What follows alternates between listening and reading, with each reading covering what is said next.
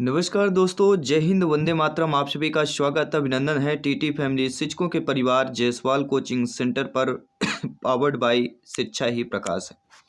दोस्तों, MP TET में आज हम बाल विकास शिक्षा शास्त्र के चैप्टर की बात करेंगे लाइव क्लास के माध्यम से। ये क्लास नंबर आपकी 10 होने वाली है और आज का जो चैप्टर रहने वाला है वंशानुक्रम और वातावरण का प्रभाव जो चैप्टर है उस चैप्टर से प्रश्न करेंगे।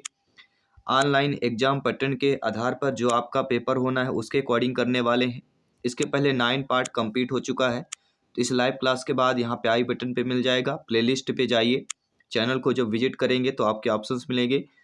प्लेलिस्ट ऑप्शन में जाइए, प्लेलिस्ट ऑलरेडी बना दिया गया है। तो चलिए वंशानुक्रम वातावरण से संबंधित प्रश्न करेंगे। और वर्ग 2 में पिछले ईयर में भी इस टॉपिक से कौन से प्रश्न पूछे गए थे उन प्रश्नों को भी करेंगे, जैसा डेली क्लास पे करते हैं। तो सभी लोग क्लास से जुड़ जाइएगा। सभी प्यारे मित्र, मेरे सभी प्यारे शिक्षक बंधु जिनका सपना है टीटी एग्जाम को फतेह करना, पहला प्रश्न आपके स्क्रीन पर आ चुका है। और प्रश्न हमारा क्या पूछा जा रहा है, आइए जानते हैं। एक व्यक्ति की दिखाई देने वाली दैहिक तथा मनोवैज्ञानिक विशेषताओं को किस रूप में परिभाषित किया जाता है? आपके प्रोटोटाइप, काइयोटाइप, फिनोटाइप या जीनोटाइप के। तो एक व्यक्ति की दिखाई देने वाली जो दैहिक तथा मनोवैज्ञानिक विशेषता होती है वह किसके रूप में परिभाषित की जाती है या किया जाता है? तो फिनोटाइप। यह रीट एग्जाम 2022 में आया हुआ है, लेवल 2 में आया हुआ है, यानी वर्ग 2 में आया हुआ है। तो एक जीव व्यक्ति की दिखाई देने वाली दैहिक तथा मनोवैज्ञानिक विशेषताओं को फिनोटाइप के रूप में परिभाषित किया जाता है। जीव की भौतिक विशेषताएं जो पर्यावरण के साथ जीनोटाइप की बातचीत के एक परिणाम होती हैं, फिनोटाइप के रूप में जानी जाती हैं। फिनोटाइप जो होता है अवलोकनीय है, किसी व्यक्ति के जीन की अभिव्यक्ति कहलाती है और यह उन जीनों पर निर्भर करता है जो प्रमुख हैं। आकार, रंग, व्यवहार एक जीव का फिनोटाइप कहलाता है। जो आकार, रंग और व्यवहार होता है, क्या होता है? किसी जीव का यह फिनोटाइप होता है।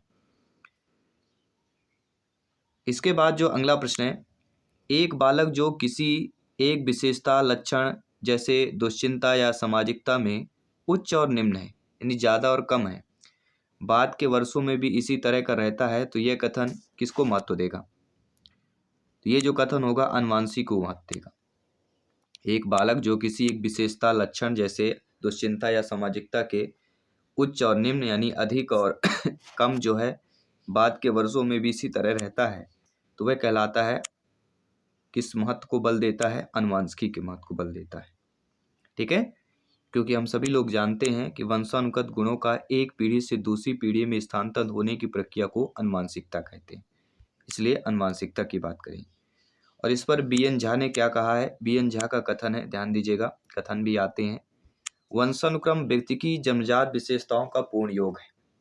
बी.एन. झा ने क्या कहा है? वंशानुक्रम जो है व्यक्ति की जन्मजात विशेषताओं का पूर्ण योग है। और उस पर H.A. पीटरसन ने भी इस पर कथन टिप्पणी की है कि व्यक्ति अपने माता पिता के माध्यम से पूर्वजों के जो गुण प्राप्त करता है वही वंशानुक्रम है। तो पूर्वजों की बात करते हैं तो H.T. पीटरसन की बात करते हैं, और जन्मजात विशेषता की बात करते हैं तो बी.एन. झा की बात करते हैं। इस पर तीसरा कथन टिप्पणी है डगलस और हॉलैंड का, जो काफ़ी बार पूछा गया है कि माता पिता या अन्य पूर्वज या प्रजाति से प्राप्त समस्त शारीरिक रचनाएं, विशेषताएं, क्रियाएं अथवा क्षमताएं व्यक्ति के वंशानुक्रम में सम्मिलित रहती है। ये डगलस और हॉलैंड का कथन है। इसके साथ ही तीसरा प्रश्न है आपका कि किसने कहा कि वंशानुक्रम व्यक्ति की जन्मजात विशेषताओं का पूर्ण योग है? तो अभी हमने पढ़ा, बी.एन. झा ने कहा जन्मजात विशेषताओं का पूर्ण योग है। किसने कहा? बी.एन. झा ने कहा, अभी हमने पढ़ा। वंशानुक्रम वातावरण का चैप्टर चल रहा है। अगला प्रश्न देख लेते हैं। माता पिता से वंशजों में स्थानांतरित होने वाले लक्षणों को क्या कहा जाता है? तो अनुवांशिकता कहा जाता है। यह पंजाब टीटी में आया हुआ प्रश्न है। सारे प्रश्न किसी न किसी टीटी एग्जाम में पूछे गए प्रश्न है। अनुवांशिकता गुणों का गठन कहलाता है, तो किन गुणों का?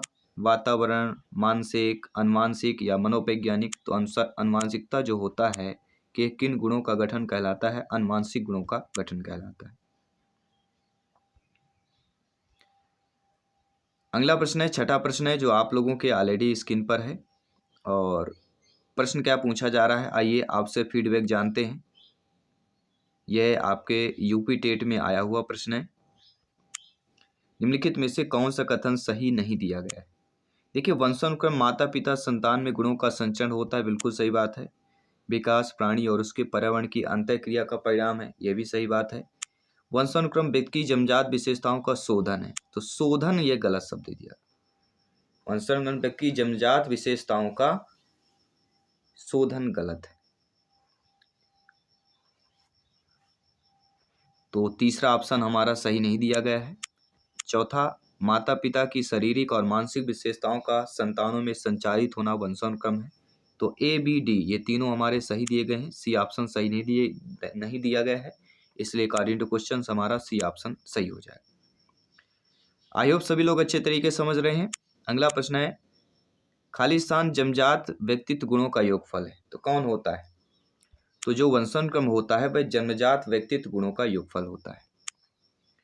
और पूरे चैप्टर में हम वंशानुक्रम वातावरण का चैप्टर ही है, तो इसी से संदर्भित हम प्रश्न करेंगे। अगला, इस पर अत्यधिक वाद विवाद होता है कि क्या लड़कों एवं लड़कियों में योग्यताओं का विशिष्ट समूह उनके अनुवांशिक घटकों के कारण होता है, या इस संदर्भ में निम्नलिखित में से आप सबसे अधिक किससे सहमत होंगे? 4 ऑप्शंस आपके एग्जाम पर दिए जाएंगे, 4 में से एक को सेलेक्ट होना है, ये तो सभी लोग जानते हैं। ये सी टेट लेवल 2 में आया हुआ प्रश्न है, तो 4 ऑप्शंस दिए गए हैं। तो वाद विवाद लड़का एवं लड़कियों की योग्यताओं के विशेष समूह उनके अनुवांशिक घटकों के कारण होता है। इसका रीजन यह है कि सभी लड़कियों में कला विषयों के लिए अंतर्निहित प्रतिभा होती है, जबकि लड़के आक्रामक खेलों में बेहतर प्रदर्शन के लिए अनुवांशिक रूप से तैयार होते हैं। सी ऑप्शन यहाँ पे सही कर रहा है। क्यों कर रहा है? क्योंकि देखिए, कला की बात की जाती है तो सभी लड़कियों को जो है विषय के लिए अंतर्निहित प्रतिभा होती है, अक्सर हम देखते हैं। और आक्रामक खेलों की बेहतर प्रदर्शन की अगर बात करें तो अनुवांशिक रूप से तैयार होते हैं, क्योंकि आक्रामक या गुस्सा प्रवृत्ति जो कहते हैं लड़कों पे ज़्यादा आता है, क्रोध। और जो लड़कियां होती हैं, ठीक है, जो फीमेल कैटेगरी होता है, ये जाति जो होती है थोड़ा सहिष्णुता वाली होती है, इनके अंदर प्रेम करुणा ये सारी चीज़ें, भाव, ये सारी चीज़ें होती हैं, इसलिए इसकी बात करेंगे। निम्नलिखित में से कौन से एक सही क्रम दिया गया है? तो अंडाणु बनता है, इसके बाद शुक्राणु, फिर युग्मनज होता है, फिर ब्लास्टोसिस्ट की क्रिया होती है। तो डी ऑप्शन दिया, अंडाणु, फिर शुक्राणु, युग्मनज, ब्लास्टोसिस। अंडाणु बनेगा, शुक्राणु जाके दोनों का युग्मनज होगा, फिर ब्लास्टोसिस में प्रक्रिया होती है। ठीक है, क्योंकि यह प्रक्रिया निषेचन से संबंधित है, जिसमें गर्भाधान क्रिया के दौरान सर्वप्रथम अंडाणु शुक्राणु आपस में मिलते हैं और इनके मिलने से युग्मनज का निर्माण होता है। तत्पश्चात ब्लास्टोसिस की क्रिया के द्वारा शिशु का निर्माण होता है। और वंशानुक्रम के नियम और सिद्धांत से प्रश्न करेंगे। जीवन अस्तित्व के संघर्ष और उत्तरजीविता की एक सतत श्रृंखला प्रस्तुत करता है, तो ये किसके द्वारा कहा गया है?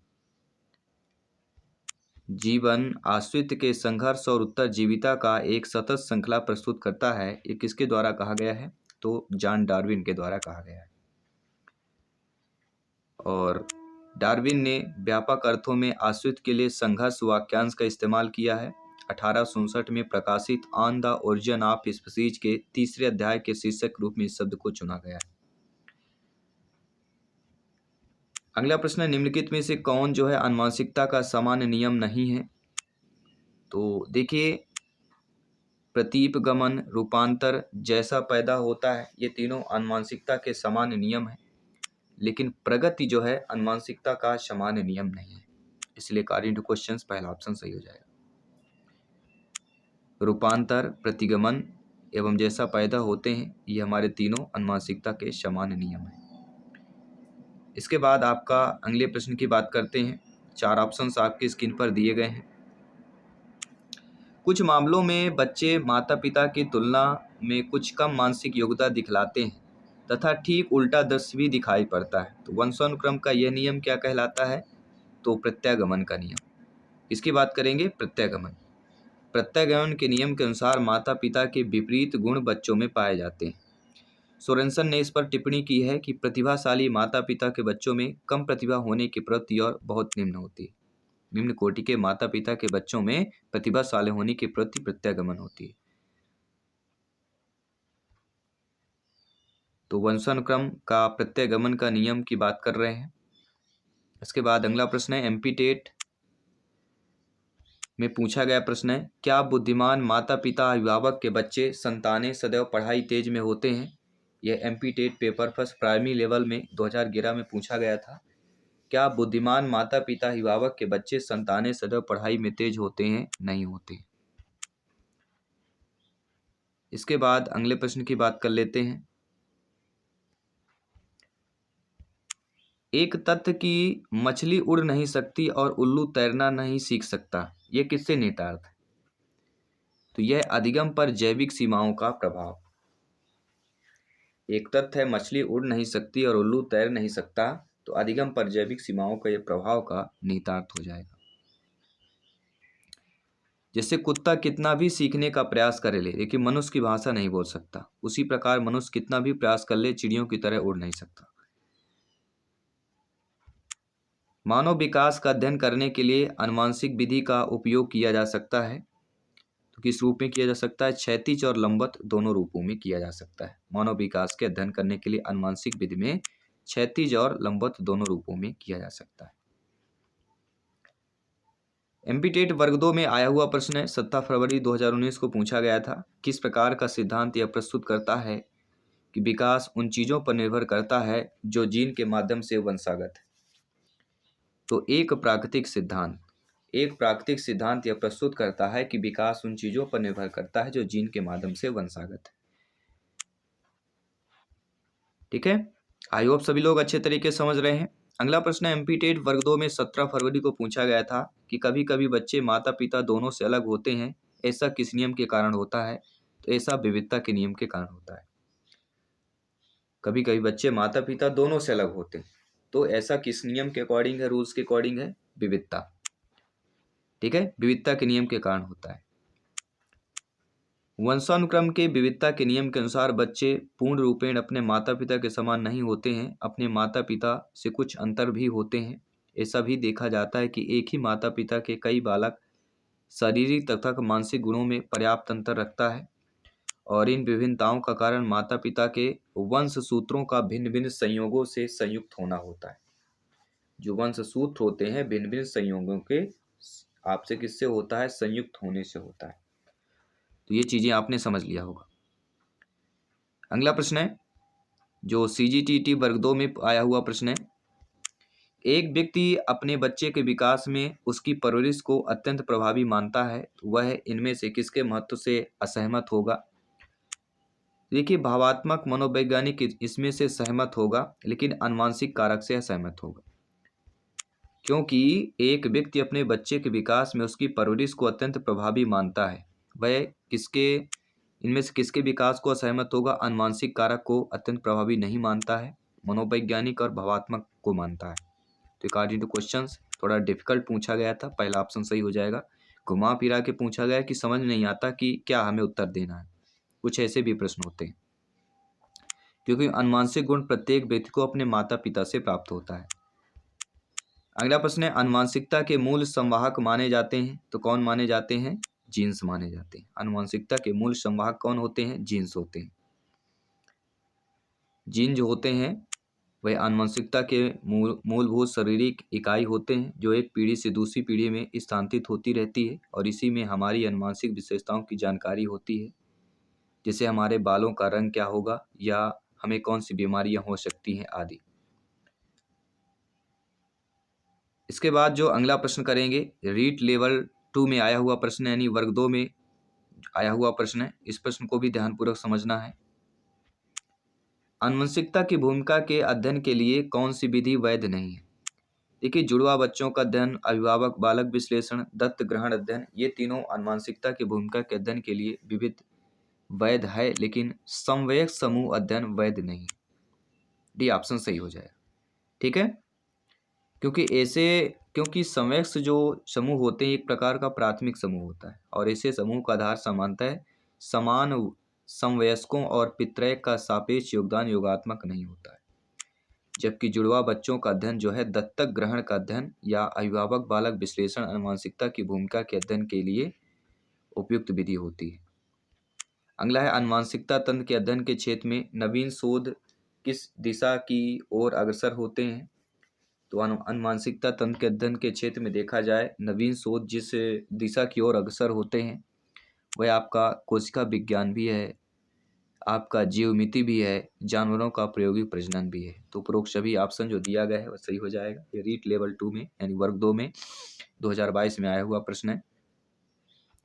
तो अनुमानसिकता तंत्र के अध्ययन के क्षेत्र में नवीन शोध कोशिका विज्ञान, जीवमिति एवं जानवरों का प्रायोगिक प्रजनन की दिशा की ओर क्या है? अग्रसर होता है।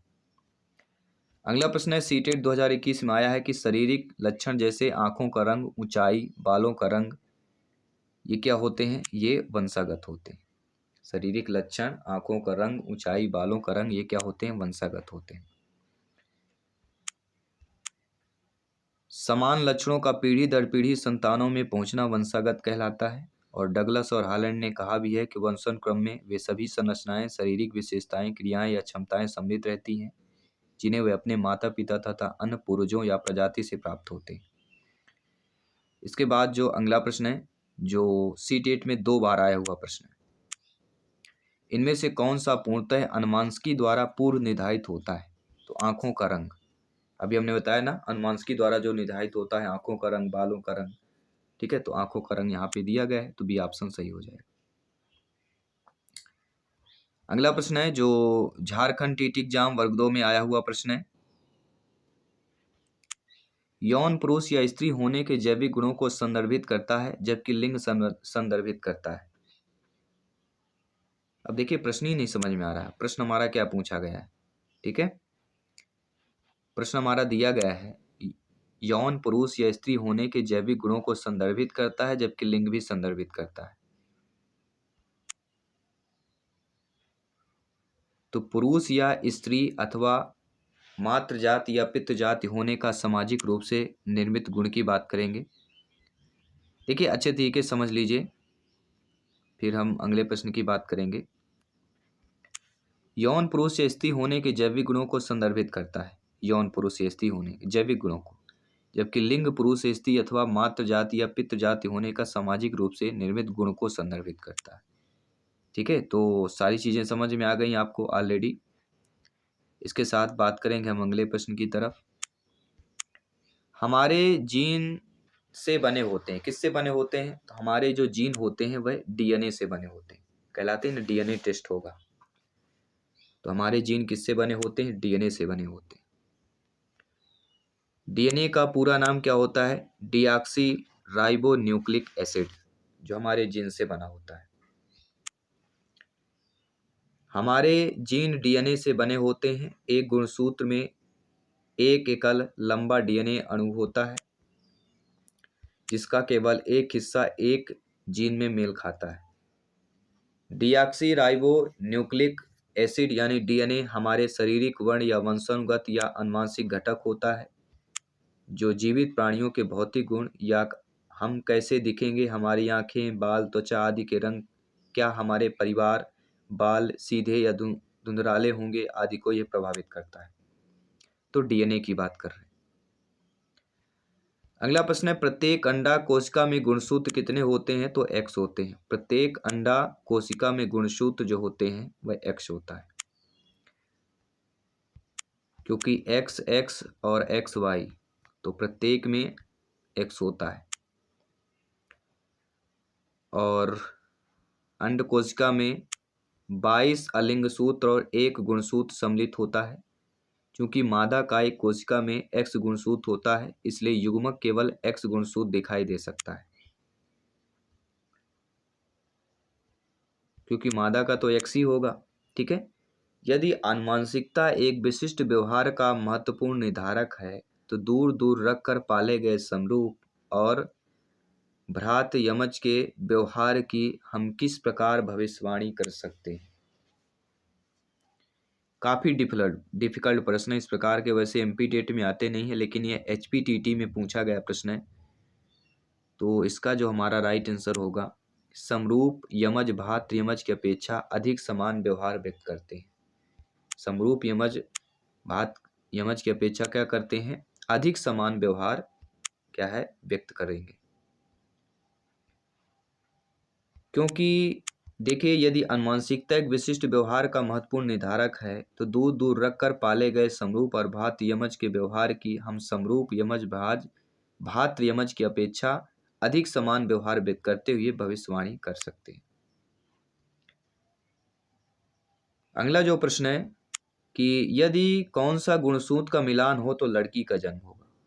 तो जब एक्स पुरुष का एक्स महिला का एक्स गुणसूत्र मिलता है तब लड़की का जन्म होता है।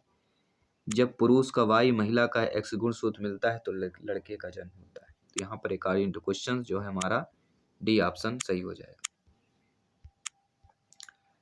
ठीक है। और किसी नवजात शिशु को 23 क्रोमोसोम माता के और 23 क्रोमोसोम पिता के मिलते हैं। इस तरह कुल 46 क्रोमोसोम या 23 जोड़े क्रोमोसोम नवजात शिशु में होते हैं। इनमें 22 जोड़े यानी 44 क्रोमोसोम बालक या बालिका में आकार एवं विस्तार में समान होते हैं। इन्हें ऑटोसोम्स कहा जाता है। 23वां जोड़ा यौन क्रोमोसोम्स होता है जो बालिका के समान अर्थात XX होता है परंतु बालक का भिन्न अर्थात XY होता है। तो ये जो आपका दिया गया है लड़का या लड़की का, तो फार्मूला XY XX का है। ठीक है। अगर पिता का X और माता का X गुणसूत्र मिलता है तो XX की बात करेंगे, लड़की होगी। अगर पिता का Y और माता का X गुणसूत्र मिलता है तो XY हो जाएगा, तो फिर लड़का होगा। तो ये गुणसूत्र पर निर्भर होता है कि लड़का या लड़की का जन्म होगा। दोनों XY गुणसूत्र पाए जाते हैं, किसमें पाए जाते हैं? पुरुषों में पाए जाते हैं। अगला प्रश्न करेंगे, 30वां प्रश्न है जो आप लोगों के स्क्रीन पर है। प्रत्येक कोशिका में 46 होते हैं जो कि अनुवांशिक जानकारी के लिए उत्तरदायी होते हैं जो माता पिता अपने बच्चे को देते हैं। तो ये 46 क्या होते हैं? जीन होते हैं, गुणसूत्र होते हैं, युग्मनज होते हैं या गैमेट्स होते हैं। तो क्या होते हैं? ये 46 गुणसूत्र होते हैं। हमने क्या पढ़ा? गुणसूत्र पढ़ा। और अगला प्रश्न है जो मॉक क्वेश्चन के रूप में आप सभी के लिए देंगे। प्रश्न क्या है? ध्यानपूर्वक आपको ध्यान देना है। मानव निषेचित अंडे के शुक्राणुओं को कितने जोड़े होते हैं? 23 जोड़े, 46 जोड़े, 24 जोड़े, 48 जोड़े होते हैं। सभी लोग कमेंट कीजिए, यह आप सभी के लिए मॉक क्वेश्चन के रूप में है। तो इस 30 में आपने वंशानुक्रम वातावरण के चैप्टर में 30 क्वेश्चन किया। आपने स्कोर क्या किया इस लाइव क्लास में? अगर बाद में आए हैं तब भी वीडियो जाइए, शुरू से देखिए चैप्टर को, क्योंकि यहाँ पे कंप्लीट प्रिपरेशन होती है। A to Z आपको वही बताया जाएगा जो एग्जाम में आने की संभावना होती है, जो सिलेबस में दिया रहता है। एडवांस बताने की कोशिश करते हैं। सभी मित्रों को जय हिंद, वंदे मातरम। मिलते हैं आपके अगले क्लास पे 7 PM में फिर से लाइव क्लास के माध्यम से। जय हिंद दोस्तों।